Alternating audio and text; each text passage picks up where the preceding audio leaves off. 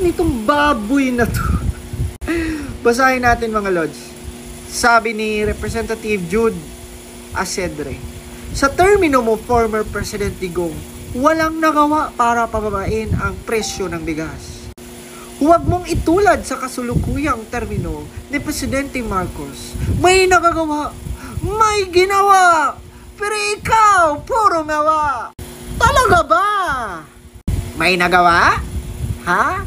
Ikang baboy ka? May nagawa? Si BBM sa pagbaba ng presyo ng bigas? Bakit? Bumaba ba ang presyo ng bigas? Baboy ka?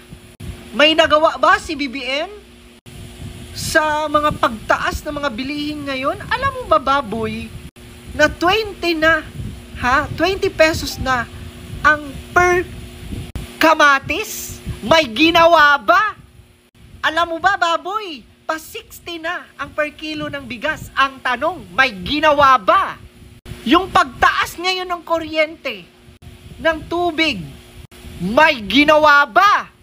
Wala. Lalo ka ng baboy ka, wala kayong ginawa. Pataba lang kayo ng pataba.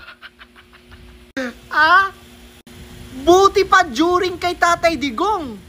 Partida pandemic yun, pero kahit papano, nakakasurvive ang mga Pilipino. Ngayon, grabe ang taas ng mga bilihin.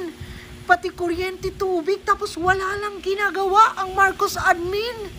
Tapos ngayon, lilinlangin mo kami na may nagawa ang admin ngayon kaysa admin dati? Come on.